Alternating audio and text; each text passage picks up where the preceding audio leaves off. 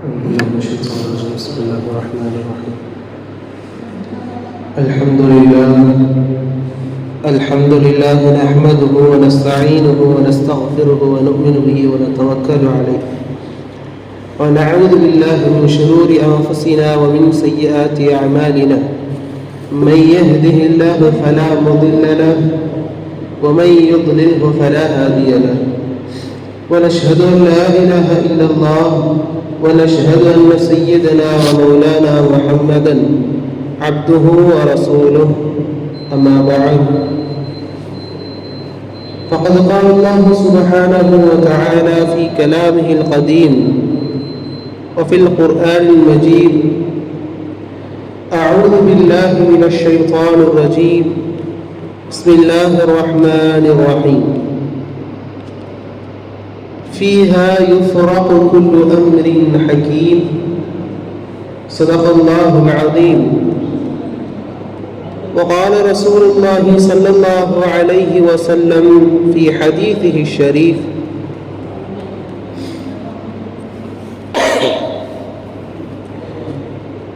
إن الله تعالى يطلع الله إلى خلقه في ليلة النصف من شعبان فيغفر لجميع خلقه إلا لمشرك أو مشاحن. صدق رسوله النبي الكريم. எல்லா புகழும் எல்லாம் அல்ல அல்லாஹ்வுக்கே உரித்தாகட்டுமாக. ஸலாத்தும் ஸலாமும் நமது உயிரினும் மேலான கண்மணி நாயகம் முஹம்மது ரசூலுல்லாஹ் ஸல்லல்லாஹு அலைஹி வஸல்லம் அன்னவர்கள் மீதும், அன்னலாரின் உத்தம சத்திய சஹாபாக்கள், தாபிஈன்கள், தபஅ தாபீன்கள், வழிமார்கள், சுஹதாக்கள், சாலிஹீன்கள், நல்லோர்கள், மேலும் இங்கு வீற்றிருக்கும் நம் அனைவரின் மீதும் எல்லாம் வல்ல அல்லாஹுவின் அன்பும் அருளும் வற்றா கருணையும் என்றென்றும் நீடித்து நிலைக்கட்டுமாகுக. ஆமீன். அருமைக்குரியவர்களே, சங்கிக்குரிய இந்த ஷஅபானுடைய மாதத்தின் சிறப்புகளை நாம் அறிவோம். இந்த மாதம் நம்முடைய ரிஸ்குகள், நம்முடைய வாழ்வாதாரம், மேலும் நம்முடைய உடலின் ஆரோக்கியம், மேலும் அல்லாஹு தஆலா நமக்கு பிற்காலத்தில் என்ன தலையெழுத்தை வைக்க போகிறார், நாம் நன்மைகளை செய்யக்கூடிய சீதேவியாக இருப்போமா அல்லது அதனை எல்லாம் தவறவிட்டு நாம் நஷ்டவாளியாக இருப்போமா என்பதையெல்லாம் தீர்மானிக்கிற அந்த மாதத்தில் தான் நாம் வீற்றிருக்கிறோம்.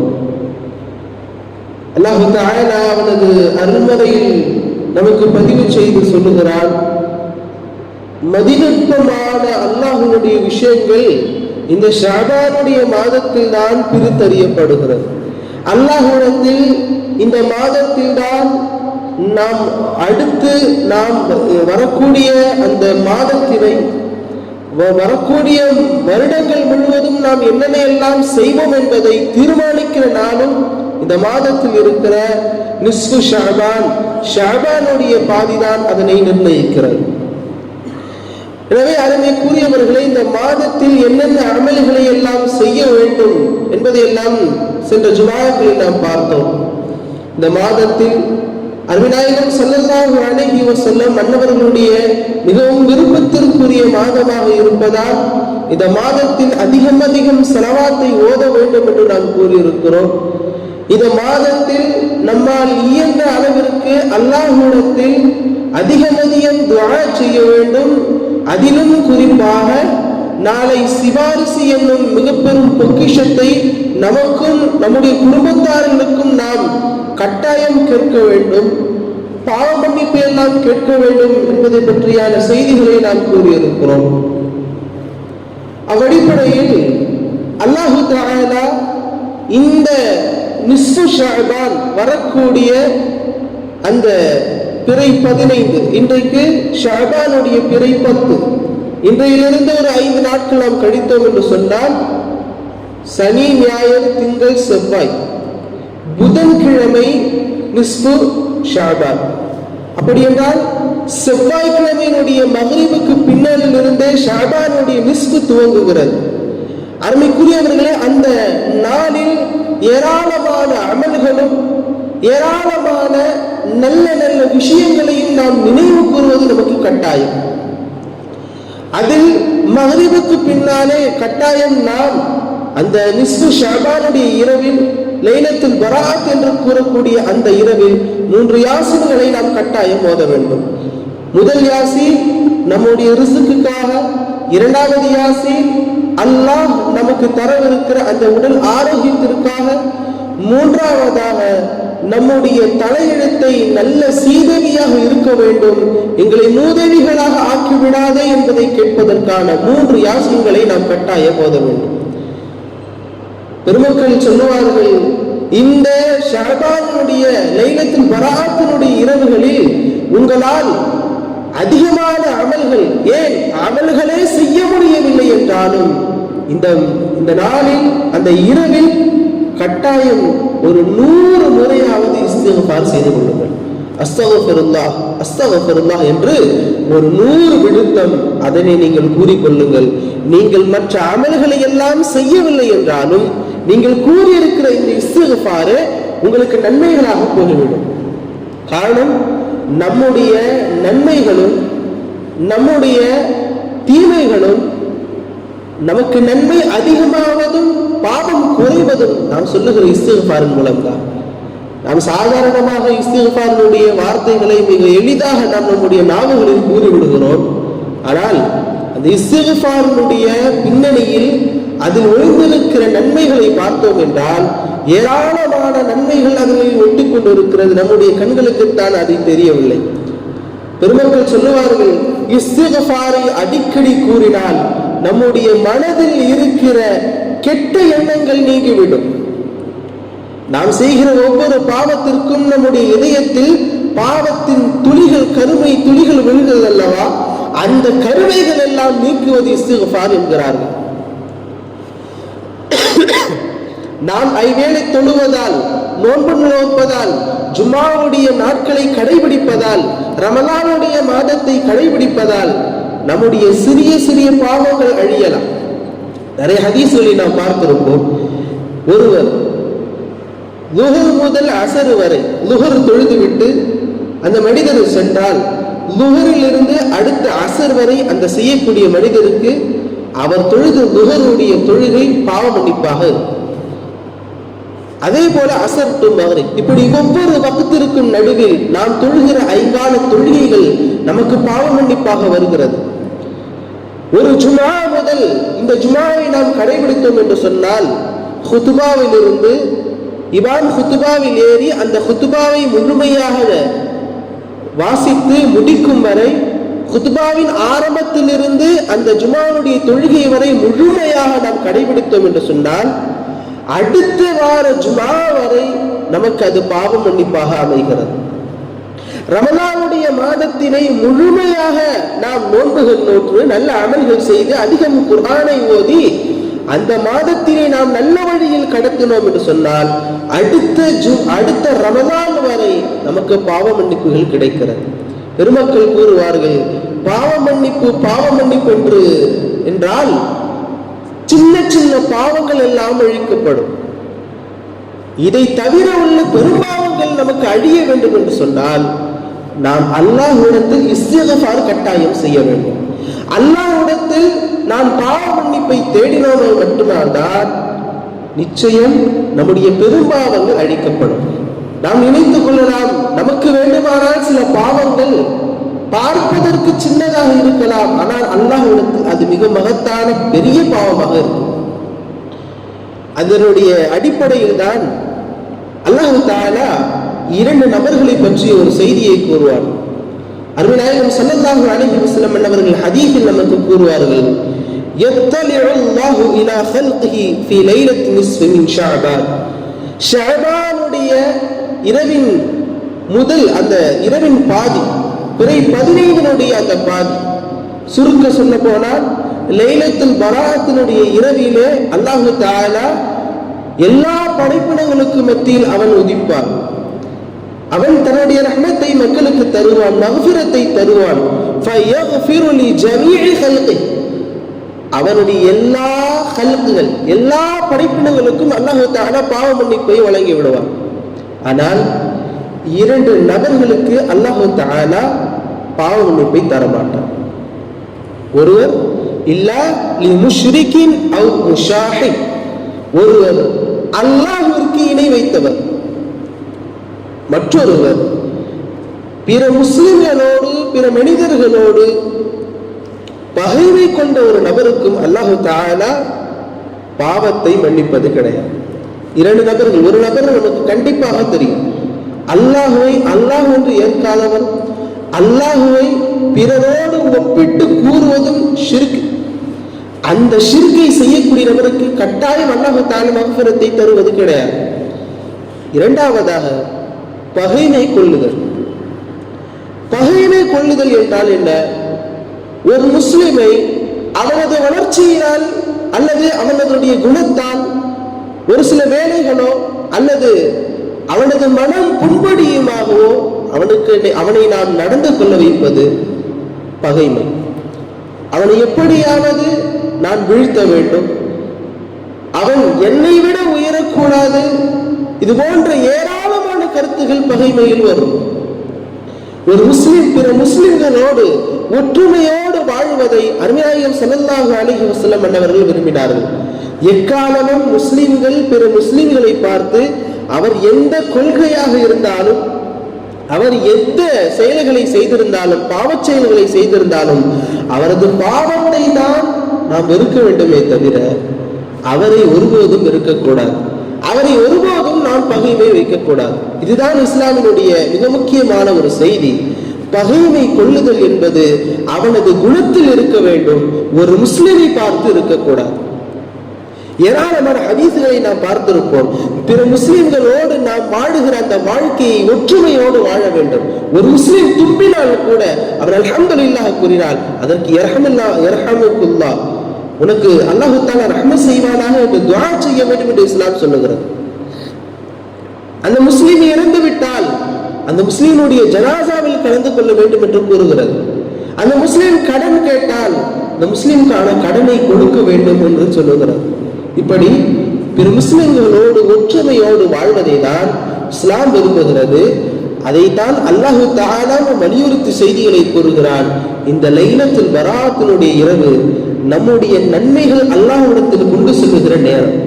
அப்படி கொண்டு செல்லுகிற நேரத்தில் அருமைநாயகம் ஸல்லல்லாஹு அலைஹி வஸல்லம் அவர்கள் என்ன விரும்பினார்கள் என்பது தெரியும். அவர்கள் நோன்பு நோற்பதற்கு விரும்பினார்கள். அதே சமயம் பகைமை வரக்கூடாது என்பதையும் விரும்பினார்கள். பகைமை என்ன செய்தது என்று நாம் வரலாற்று நிகழ்ச்சிகளில் பார்க்கிற போது, பகைமையினால் நாம் பல செய்திகளை இழந்திருக்கிறோம். அதில் ஒரு செய்தி, லைலத்துல் கத்ருடைய இரவு பற்றியான மகத்துவம், எந்த இரவு என்பதை பற்றியெல்லாம் ஸல்லல்லாஹு அலைஹி வஸல்லம் அன்னவர்களுக்கு காட்டப்படுகிறது, செய்திகள் அறிவிக்கப்படுகிறது. ஆனால் இந்த செய்தியை சஹாபாக்களுக்கு கொண்டு வரும் வேளையில் தான் 2 சஹாபிகள் அடித்துக் கொள்கிறார்கள். பேச்சால் ஒருவருக்கு ஒருவர் சண்டை போட்டுக் கொள்கிறார்கள். ஸல்லல்லாஹு அலைஹி வஸல்லம் அன்னவர்கள் அந்த சஹாபாக்களை விலக்கி வைக்கிறார்கள். என்ன பிரச்சனை என்பதை எல்லாம் கேட்கிறார்கள். எல்லாவற்றையும் முடித்துவிட்டு ஸல்லல்லாஹு அலைஹி வஸல்லம் அன்னவர்கள் கூறினார்கள், லைலத்துல் கத்ருடைய சிறப்பு அது எந்த இரவு என்பதை எல்லாம் அல்லாஹ் தஆலா எனக்கு அறிவித்திருந்தான். அந்த சிறப்பு என்ன என்பதை வைத்திருக்கிறான். ஆனால் அது எந்த இரவு என்பதை அல்லாஹ் தஆலா நம்மிடத்திலிருந்து மறைத்து விட்டான். காரணம் அந்த சஹாபாக்கள் கொண்டிருந்த அந்த சண்டைகளும் சச்சரவும் தான். இன்று ஏராளமான இடங்களிலும் ஏராளமான முஸ்லிம்களின் இடத்திலும் கணவன் மனைவிகளாக, பெற்றோர் குழந்தைகளாக, சகோதர சகோதரிகளாக அவர்கள் எந்தெந்த விதத்திலெல்லாம் பகைமை கொள்கிறார்கள் என்பதை பார்க்கிற போது நமக்கெல்லாம் வியக்கக்கூடிய அளவுக்கெல்லாம் பகைமையில் இருக்கிறது. ஏதோ ஒரு விஷயத்தில் தன் மனைவியை பெற்றோர்கள் கூறிவிட்டார்கள் என்பதற்காக தன்னுடைய பெற்ற மகன் தன்னுடைய பெற்றோர்களை விலக்கி வைத்து அவர்களுக்கு எந்தவித உபகாரங்களும் செய்யாமல் வாழ்ந்திருக்கக்கூடிய சில நபர்கள் நம்மிடத்தில் உண்டு. மனைவியினுடைய அந்த பேச்சை கேட்டு ஆடுகின்ற சில கணவன்மார்களும் உண்டு. கணவன் சொல்வதை மட்டும் கேட்டு ஒரு பெண் செய்கிற தவறுகளும் உண்டு. ஏராளமான குடும்பத்தில் நாம் பார்க்கிறோம், கணவன் மனைவி இருவரும் ஒற்றுமையாக வாழ்வதில்லை. வாழ்கிறார்கள், எப்படி தன்னுடைய மகனையும் முன்னேற்ற வேண்டும். ஆனால் இருவருக்கும் மத்தியில் உண்டான அந்த வாழ்க்கை, அல்லாஹ் தஆலா கணவன் மனைவியினுடைய வாழ்க்கையை பற்றி நமக்கு வர்ணிக்கிற போது, கணவன் மனைவியோடு சேர்ந்து வாழ்வதுதான் நிம்மதி என்கிறான் அல்லாஹ் தஆலா. உங்களுக்கு நிம்மதிகள் வேண்டுமா? கணவன் மனைவியோடு ஒற்றுமையாக வாழுங்கள், தன் மனைவியோடு ரஹ்மத்தோடு இருங்கள். ஸல்லல்லாஹு அலைஹி வஸல்லம் அவர்கள் கூறினார்கள், எந்த அளவிற்கு ஒரு மனைவியினுடைய அந்தஸ்தை அல்லாஹ் அருமைநாயகம் ஸல்லல்லாஹு அலைஹி வஸல்லம் அவர்கள் உயர்த்தி வைத்திருந்தார்கள் என்றால், சொன்னார்கள் ஸல்லல்லாஹு அலைஹி வஸல்லம், ഖൈറുக்கும் லிஅஹ்லி, உங்களில் சிறந்தவர்கள் யார் என்றால் உங்களின் மனைவியிடத்தில் சிறந்தவர்தான் உங்களிடத்தில் சிறந்தவர். அன ഖൈറുம் மின் அஹ்லி, என்னுடைய குடும்பத்தார்களுக்கு நான் சிறந்தவன், என்னுடைய குடும்பத்தார்களில் நான் சிறந்தவன். என்னுடைய மனைவிமார்களிடத்தில் நீங்கள் கேட்டு பார்த்தால் அவர்கள் நல்லவர் தான் என்று கூறுவார்கள் என்பது அருமைநாயகம் ஸல்லல்லாஹு அலைஹி வஸல்லம் அவர்கள் சொன்ன செய்தி. ஒரு மனிதர் அவர் வெளி உலகத்தில் 1000 சம்பாதிக்கலாம், 1000 அந்தஸ்துகள் அவருக்கு இருக்கலாம், பதவிகள் இருக்கலாம், யாரு வேண்டுமானாலும் கூறலாம், இவர் மிகவும் நல்லவர், இவர் எனக்கு உதவி செய்தவர், இவர் எனக்கு உபகாரம் செய்தவர், நான் காசு பணங்கள் இல்லாத போதெல்லாம் இவர்தான் எனக்கு உதவி செய்தார். இப்படியெல்லாம் பல வர்ணைகளோடு ஒரு மனிதனை, ஒரு ஆணை நாம் நிர்ணயிக்கலாம். ஆனால் இஸ்லாம் கூறுகிறது, ஒரு மனிதன் நல்லவன் என்று நீங்கள் தீர்மானிக்க வேண்டும் என்றால் அவருடைய மனைவியிடத்தில் சென்று போய் கேட்டுப்பார். மனைவி சொல்ல வேண்டும், என் கணவன் நல்லவர் தான். அப்படி அந்த மனிதர் கூறிவிட்டால் எந்தவித பிரச்சனைகளும் இல்லை, எந்தவித சிந்தனைகளும் இல்லை, அந்த மனிதர் உயர்ந்தவர் தான். இந்த உலகத்தில் வாழ்ந்து சென்ற ஏராளமான மனிதர்கள் பல வெற்றிகள், இந்த உலகத்தின் காரியங்களில் அவர்கள் வெற்றி பெற்றார்கள். உலகத்தையே வியக்கும் அளவிற்கான செய்திகளை எல்லாம் அவர்கள் செய்திருக்கிறார்கள், ஆராய்ச்சிகள் செய்திருக்கிறார்கள். ஆனால் தன் குடும்பத்தாரிடத்தில் அவர்கள் சிறந்தவர்களாக இருந்ததில்லை. அருமைக்குரியவர்களே, அருமை நாயகம் ஸல்லல்லாஹு அலைஹி வஸல்லம் மன்னவர்கள் தன் மனைவிமார்களோடு ஏதேனும் பிரச்சனைகளோ சண்டைகளோ வந்துவிட்டால் ஸல்லல்லாஹு அலைஹி வஸல்லம் மன்னவர்கள் எந்த அளவிற்கு சுமூகமாக தீர்க்க முடியுமோ அந்த அளவிற்கு அவர்கள் சுமூகமாக தீர்த்தார்கள். 2 மனைவிமார்களுக்கு மத்தியில் ஒரு பிரச்சனை. ஆயிஷா ரலியல்லாஹு அன்ஹா அவர்களுடைய நாள், அதனால் ஸல்லல்லாஹு அலைஹி வஸல்லம் மன்னவர்கள் அவர்களுடைய வீட்டில் இருக்கிறார்கள். மற்ற மனைவிமார்களுடைய வீட்டிலிருந்து இனிப்பு பலகாரம் வருகிறது. ஸல்லல்லாஹு அலைஹி வஸல்லம் மன்னவர்களுக்கு இனிப்பு பலகாரம் என்பது மிகவும் பிடிக்கும். ஸல்லல்லாஹு அலைஹி வஸல்லம் மன்னவர்களுக்கு கொடுக்கப்படுகிறது. ஒரு அமத்து, ஒரு அடிமை பெண் வந்து கொடுக்கிறார்கள். இதுபோல உங்களுடைய மனைவிமார் கொடுத்தார்கள். பார்த்த ஆயிஷா ரலியல்லாஹு அன்ஹா அதனை உதறிவிட்டு அந்த பாத்திரத்தை உடைத்து விடுகிறார்கள். உடைத்து விட்ட சமயத்தில் ஸல்லல்லாஹு அலைஹி வஸல்லம் மன்னவர்கள் ஆயிஷா ரலியல்லாஹு அவர்களை பார்த்து திட்டவில்லை, எந்தவித சொல்லையும் சொல்லவில்லை. அப்படியே சென்று அறைக்கு சென்றார்கள். அதே போல ஒரு பாத்திரத்தை எடுத்தார்கள். கீழே விழுந்த அந்த உணவு மண்டலத்தை அந்த பாத்திரத்தில் உள்ளே சாப்பிட்டது போல அவர்கள் தேர்த்து விட்டு, இந்த செய்தியினை நீங்கள் அவரிடத்தில் கூறாமல் நான் இந்த பாத்திரத்தை கொடுத்தேன் என்பது மட்டும் சொல்லுங்கள் என்றார்கள். அந்த மனைவிமாரிடத்தில் அந்த பாத்திரம் சென்றது. பார்த்தோர் விளங்கி கொண்டார்கள், ஸல்லல்லாஹு அலைஹி வஸல்லம் சாப்பிட்டார்கள் என்பதாக. ஏன் ஸல்லல்லாஹு அலைஹி வஸல்லம் இதை செய்ய வேண்டும்? வேண்டுமென்றால் ஆயிஷா ரலியல்லாஹு அவர்களை திட்டி இருக்கலாம், அதட்டி இருக்கலாம். ஏன் இப்படி உடைத்தார்? அவர்கள் நல்லதுதானே கொண்டு வந்தார்கள், உணவு பண்டத்தை தானே கொண்டு வந்தார்கள். ஸல்லல்லாஹு அலைஹி வஸல்லம் அவர்களை சொல்லவில்லை. காரணம், கணவன் மனைவியோடு இருக்கிற அந்த ஒற்றுமைதான் ஒரு குடும்பத்தினுடைய நல்ல பாரம்பரியத்திற்கான அடையாளம். கணவன் மனைவி ஒற்றுமையாக இல்லை என்று சொன்னால் அந்த குடும்பத்தில் ஒவ்வொரு இடமாக விரிசல்கள் வரும். அதுதான் பின்னாட்களில் அந்த குடும்பத்திற்கும் கேவலமாக அமையும் என்பது இஸ்லாமிய மார்க்கத்தினுடைய பார்வை. அருமைக்குரியவர்களே, அல்லாஹ் ஜல்லஷனஹு தஆலா நம்முடைய வாழ்க்கையை வாழ்கிற போது நமக்கும் நம்முடைய மனைவி மக்களுக்கும் பெற்றோர்களுக்குமான வாழ்க்கையாக இருக்க வேண்டும். இன்னும் நம்மால் முடியும், உதவி செய்ய முடியும், பிற நபர்களுக்கு உபகாரம் செய்ய முடியும் என்றால் அதையும் செய்ய வேண்டும். பிற முஸ்லிம்களோடு ஒற்றுமையாக வாழ வேண்டும் என்பதுதான் அல்லாஹ் தஆலா நமக்கு கட்டமைத்திருக்கிற இந்த இஸ்லாமிய கட்டமைப்பினுடைய அந்த அடையாளம். ஒரு முஸ்லிம்கள் என்று சொன்னால் அவன் எக்காலமும் எந்த இடத்தை சார்ந்த முஸ்லீமாக இருந்தாலும் அவர்களை விட்டு கொடுக்க கூடாது. உதாரணமாக ஒன்று பலஸ்தீன மக்களுக்கு அடிபட்டால் இங்கு நாம் அவர்களுக்காக வேதனைப்படுகிறோம். ஏதேனும் ஆப்பிரிக்காவினுடைய மக்களிடத்தில் ஏதேனும் போர்கள் நடந்து அவர்கள் அங்கே தோல்விகள் தழுவி இருக்கிற போது, அவர்களுக்கும் அங்கே ஏதேனும் பிரச்சனைகள் வருகிற போது அவர்களுக்காக நாம் துஆ செய்கிறோம். காரணம் ஏன்? அவர்களுக்கும் நமக்குமான ஒற்றுமை இஸ்லாம். இந்த இஸ்லாம் நமக்கு கற்றிருக்கிற அந்த பாதை தான் ஒற்றுமையும் நம்முடைய சமூகத்திற்கு மத்தியில் இருக்கிற எந்தவித பகைமை இல்லாத வாழ்க்கையும், அண்டை வீட்டாரோடு ஒற்றுமை, மனைவி மக்களோடு ஒற்றுமை, மேலும் நம்முடைய பெற்றோர்களுக்குமான ஒற்றுமை, எல்லா சமூகத்திற்குமான ஒற்றுமையாக வாழ்வது இஸ்லாமிய மார்க்கம் நமக்கு கற்றுத் தந்திருக்கிற அந்த பாதை. அருமைக்குரியவர்களே, இந்த லைலத்துல் பராத்தினுடைய இரவில் அல்லாஹ் தஆலா நம்முடைய நன்மைகளை எல்லாவற்றையும், நம்முடைய கணக்குகள் மொத்தத்தையும் அவனை ஏற்றி பார்ப்பான்.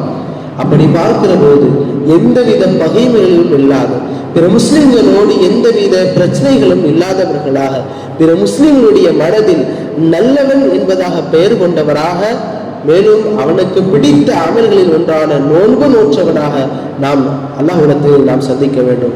மீண்டும் ஒரு முறை இந்த லைலத்துல் பராத்தினுடைய இரவுகளினுடைய நேரத்தில் நாம் செய்ய வேண்டிய அமல்கள் மிக முக்கியமாக 3 யாசீன்கள் நாம் ஓத வேண்டும்.